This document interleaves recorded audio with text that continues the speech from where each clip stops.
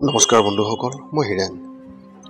আজি এই ভিডিঅ'টোৰ উদ্দেশ্য হৈছে এই 2024 চনৰ জুন মাহটোত কন্যা ৰাশি ব্যক্তিসকলৰ কেনেদৰে ফলাফল লাভ কৰিব তাৰে সম্পূৰ্ণ বিৱৰণ আপোনালোকক এই ভিডিঅ'টোৰ জৰিয়তে আগবঢ়াইছোঁ। প্ৰথমে মোৰ চেনেলটো আপোনালোকে ছাবস্ক্ৰাইব কৰি ল'ব, যাতে মোৰ পিছৰ ভিডিঅ'বিলাক আপোনালোকে সহজে লাভ কৰিব পাৰে।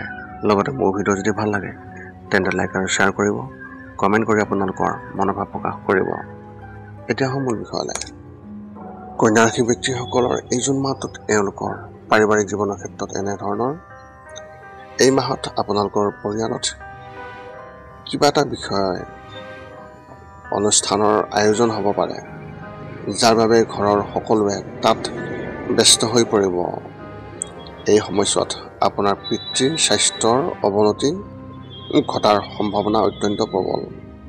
সেয়েহে তেওঁক সম্পূৰ্ণ যত্ন লওক। অনুষ্ঠানলৈ বেছি মানুহ নিমন্ত্ৰণ কৰাটো এৰক, কিয়নো ই আপোনাৰ বাবে অসুবিধাৰ সৃষ্টি কৰিব পাৰে। মাহৰ শেষলৈকে পৰিয়ালৰ কোনো সদস্যৰ বিয়া হোৱাৰ সম্ভাৱনা আছে, যাৰ ফলত ঘৰখনত এক সুখৰ পৰিৱেশৰ সৃষ্টি হ'ব। যদি আপোনাৰ ভাইটি বা ভনীয়েকে বাহিৰত কাম কৰে, তেন্তে তেওঁলোকৰ পদোন্নতিৰ সম্ভাৱনা অত্যন্ত প্ৰবল। ব্যৱসায় আৰু চাকৰি ক্ষেত্ৰত এনেধৰণৰ। আৰ্থিক দৃষ্টিকোণৰ পৰা এই মাহটো আপোনাৰ বাবে অলপ কষ্টদায়ক হ'ব। এই সময়ছোৱাত আপুনি কঠোৰ পৰিশ্ৰম কৰিব, কিন্তু আকাংক্ষিত ফলাফল নাপাব। বহুতো ব্যৱসায়িক চুক্তি হ'ব পাৰে, য'ত লোকচানৰ সম্ভাৱনা আছে।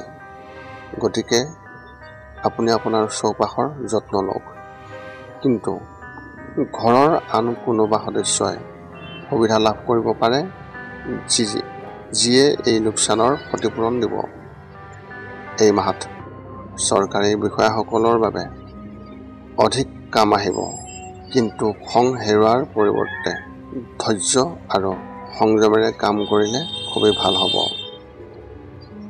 ব্যক্তিগত খণ্ডত চাকৰি কৰা যিসকল ব্যক্তি সংবাদ মাধ্যমত কাম কৰা লোকসকলে এই মাহত সাৱধানতাৰে কাম কৰিব লাগিব। আনহাতে কণ্টেণ্ট মাৰ্কেটিং আৰু ছফ্টৱেৰ ইঞ্জিনিয়াৰিঙৰ ব্যক্তিসকলে অতি লাভৱান হ'ব। শিক্ষা আৰু কেৰিয়াৰ ক্ষেত্ৰত এনেধৰণৰ। এই মাহত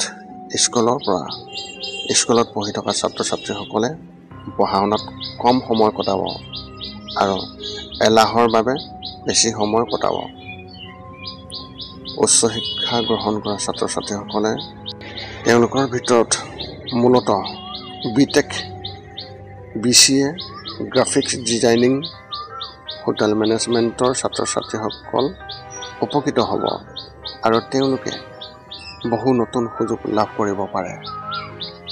প্ৰতিযোগিতামূলক পৰীক্ষাৰ বাবে প্ৰস্তুতি চলাই থকা ছাত্ৰ ছাত্ৰীসকলে এই মাহত কোনোবা এটা ক্ষেত্ৰত কাম কৰাৰ সুযোগ পাব, যাৰ ফলত তেওঁলোকৰ অভিজ্ঞতা বৃদ্ধি পাব।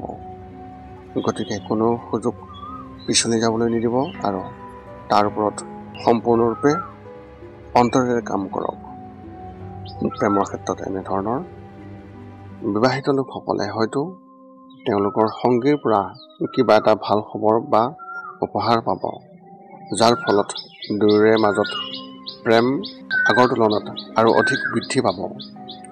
সম্পৰ্কত বাস কৰা ব্যক্তিসকলৰ ক্ষেত্ৰত এই মাহত নিজৰ সংগীৰ ওপৰত অধিক বিশ্বাস ৰাখিব, কিন্তু কোনো এটা বিষয়ক লৈ দুয়োৰে মাজত মতানৈক্য হ'ব পাৰে।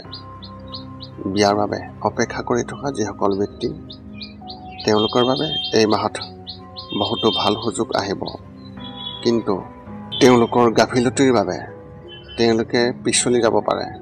গতিকে আগতেই সজাগ হওক। স্বাস্থ্যৰ ক্ষেত্ৰত এনেধৰণৰ। মানসিকভাৱে আপুনি সম্পূৰ্ণ সুস্থ হৈ থাকিব, কিন্তু শাৰীৰিকভাৱে আপুনি দুৰ্বলতা অনুভৱ কৰিব। বাহিৰত গ্ৰীষ্মকাল হোৱাৰ বাবে হিট ষ্ট্ৰ'কৰো হ'ব পাৰে। এনে পৰিস্থিতিত ঠাণ্ডা বস্তু সেৱন কৰি সঠিক সময়ত খাদ্য খোৱাৰ অভ্যাস গঢ়ি তোলা অত্যন্ত ভাল হ'ব। ঘৰৰ পৰা ওলাই আহোঁতে লগত পানী লৈ যাওক নহ'লে পানী লগা হ'ব পাৰে। মাহৰ দ্বিতীয় সপ্তাহত অস্থিৰতা থাকিব পাৰে, কিন্তু বেছিদিন নাথাকিব। এই মাহত আপোনালোকৰ শুভ সংখ্যা হিচাপে 9 আৰু শুভ ৰং হিচাপে আপুনি এই মাহত ধূসৰ ৰং ব্যৱহাৰ কৰিব পাৰে। এই আছিল কন্যা ৰাশি ব্যক্তিসকলৰ এই জুন মাহটোৰ সম্পূৰ্ণ ফলাফল। পুনৰ লগ পাম অন্য এটা ভিডিঅ'ত। আজিলৈ ধন্যবাদ।